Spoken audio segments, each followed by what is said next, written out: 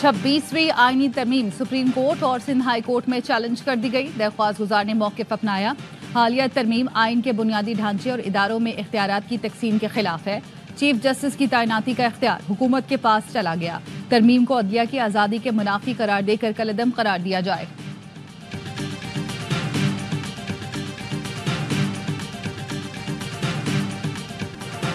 Chief justice की तकर्रुरी के लिए 12 रुकनी खुसूसी पार्लिमानी कमेटी का पहला इजलास आज शाम 4 बजे होगा।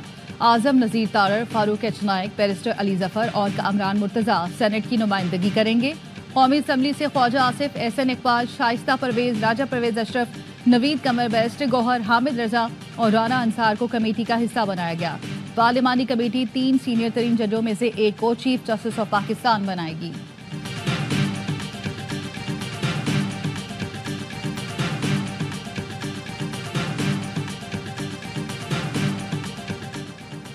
तहरीके इंसाफ का खुसूसी पार्लिमानी कमेटी के इजलास से अलग रहने का ऐलान। पीटीआई सियासी कमेटी के इजलास का एलामिया जारी। इजलास में पार्टी पॉलिसी के खिलाफ वोट देने वाले अरकान के खिलाफ कार्रवाई की मंजूरी। पार्टी पॉलिसी के खिलाफ वोट देने वाले अरकान की बुनियादी रुकनियत की मनसूखी और तादीबी कार्रवाई पर इत्तफाक। पार्टी हिदायत की खिलाफ वर्जी करने वाले अरकान को शो कॉज नोटिस के इजरा की भी मंजूरी दी गई।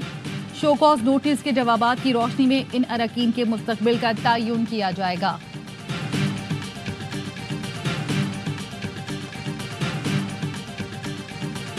चीफ जस्टिस साहब को बेस्ट ऑफ 3 में से एक को अपॉइंट किया जाएगा। उनकी परफॉर्मेंस को देखा जाएगा, उनकी जजमेंट्स को देखा जाएगा, उनकी काबिलियत को देखा जाएगा। इस कमेटी को मैं समझता हूँ कुछ वक्त दें। प्रॉब्लम अराइज हुआ है जब सुप्रीम कोर्ट ने 2 फैसले किए। एक आर्टिकल 63A के अंदर उन्होंने कहा कि वोट काउंट नहीं होगा।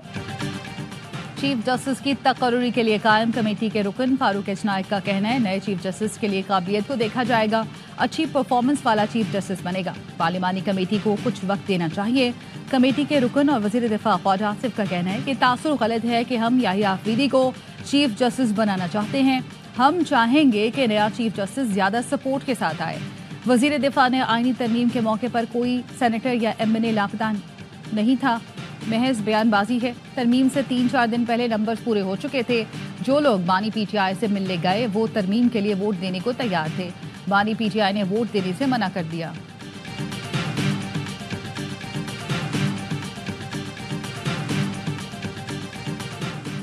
नामुकम्मल पार्लियामान से तरमीम ऐसा अजूबा है जो किसी को समझ नहीं आ रहा। सेनेट में खैबर पख्तूनख्वा की नुमाइंदगी के बगैर तरमीम बड़ा सवालिया निशान है। आईनी मौमे का हल मुतनाज़ तरमीम से बनाए गए आईनी बेंचेस के पास भी नहीं होगा। मुशीर इत्तलात खैबर पख्तूनख्वा बैरिस्टर सैफ कहते हैं, आईनी तरमीम से अदलिया में सियासी मुदाखलत का रास्ता हमवार हुआ है। फैसले अवाम की बजाय सियासी मुफादात की बुनियाद पर होंगे।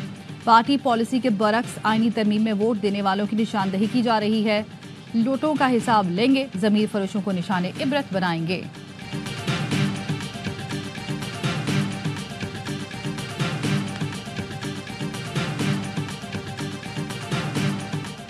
चीफ जस्टिस काजी फाइज ईसा आज से चैम्बर वर्क पर चले गए।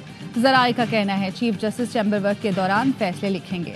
चीफ जस्टिस काजी फाइज ईसा मुद्दत मुलाजमत मुकम्मल होने पर 25 अक्टूबर को रिटायर हो जाएंगे। जस्टिस मंसूर अली शाह का बेंच कमरा अदालत नंबर 1 मुंतकिल कर दिया गया।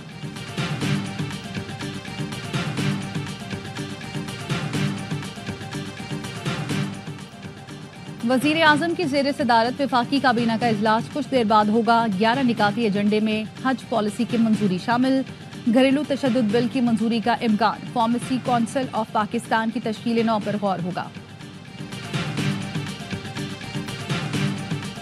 और पाकिस्तान स्टॉक मार्केट में हफ्ते के दूसरे रोज भी जबरदस्त तेजी। 100 इंडेक्स तारीख की बुलंद तरीन सतह पर पहुंच गया। 739 पॉइंट्स इजाफे के साथ इंडेक्स 86,796 पॉइंट्स पर ट्रेड कर रहा है।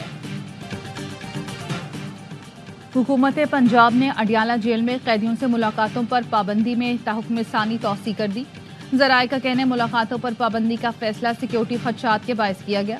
फैसले का इत्तलाक तमाम कैदियों पर होगा।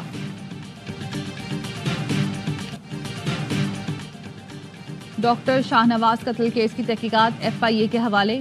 ह्यूमन राइट्स कमीशन निगरानी करेगा। सिंध हाई कोर्ट DIG और SSP को गिरफ्तार न करने पर बरहम। شاہ نواز کیس کی جوڈیشل انکوائری کے لیے درخواست ہائی کورٹ میں جمع کرا دی گئی۔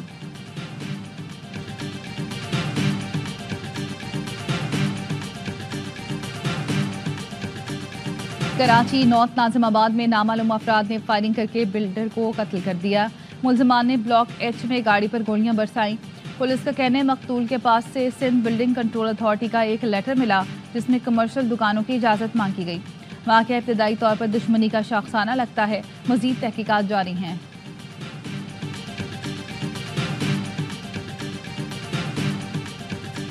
بھارت عالمی سطح پر اجرتی قاتلوں کے جتھے میں شامل ہے۔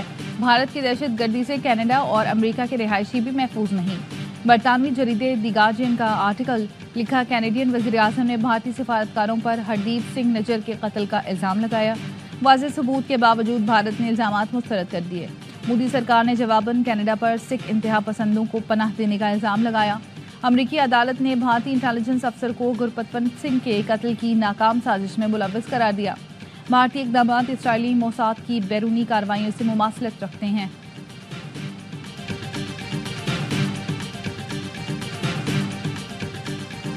حماس کے اسرائیلی فورسز پر تابڑ توڑ حملے، جبالیہ میں تازہ جھڑپوں میں اسلحے سے لدی 4 اسرائیلی گاڑیاں تباہ کر دیں۔ گھات لگا کر دھماکہ خیز مواد سے گاڑیوں کو نشانہ بنایا۔ حماس نے دو بدو لڑائی میں متعدد اسرائیلی فوجیوں کو ٹھکانے لگایا۔ اسرائیلی بریگیڈ کمانڈر بھی مارا گیا، ٹینک کو بھی راکٹ مار کر تباہ کر دیا۔ صہیونی فوج کی غزہ پر وحشیانہ بمباری سے مزید 64 فلسطینی شہید، متعدد زخمی ہو گئے۔ تل الہوا میں اسرائیلی بمباری سے تباہ عمارت کے ملبے سے ریسکیو اہلکاروں نے خاتون کو 5 دن بعد زندہ نکال لیا۔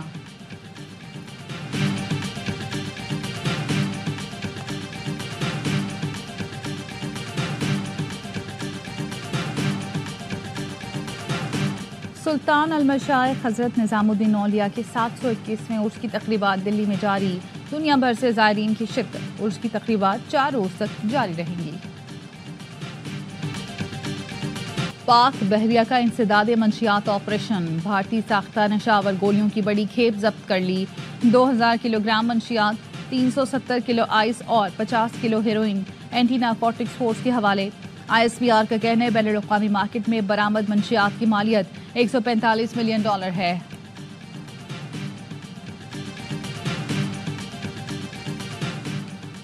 بھارت اور جے شاہ کا انٹرنیشنل کرکٹ کونسل پر قبضہ بڑھانے کی کوشش، آئی سی سی چیئرمین کے عہدے کی میعاد 2 سال سے بڑھا کر 3 سال کرنے کی سفارش۔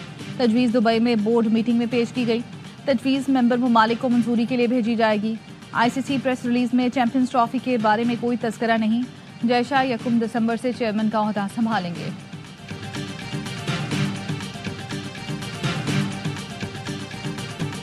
ملتان کا وننگ فارمولا پنڈی میں آزمانے کی تیاری، ہیڈ کیوریٹر ٹونی ہیمنگ کی زیر نگرانی راولپنڈی کرکٹ اسٹیڈیم کی پچ کی تیاری۔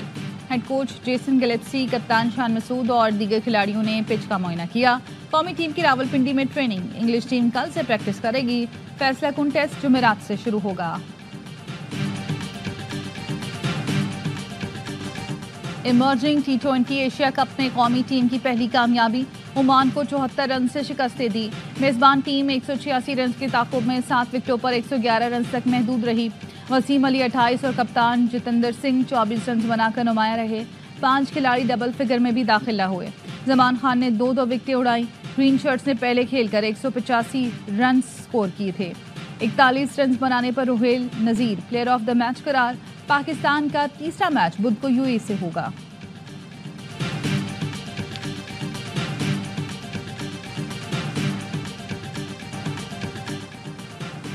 اور آرٹس کونسل کراچی میں ورلڈ کلچر فیسٹیول جاری، پاکستانی کامیڈی تھیٹر پلے خوابوں کی نوٹنکی پیش کیا گیا۔ 60 منٹ دورانیے کے ڈرامے میں زرکا ناز، اسامہ رانجھا، علینا گلزار اور دیگر نے پرفارم کیا۔ فیسٹیول میں شائقین کی بڑی تعداد میں شرکت۔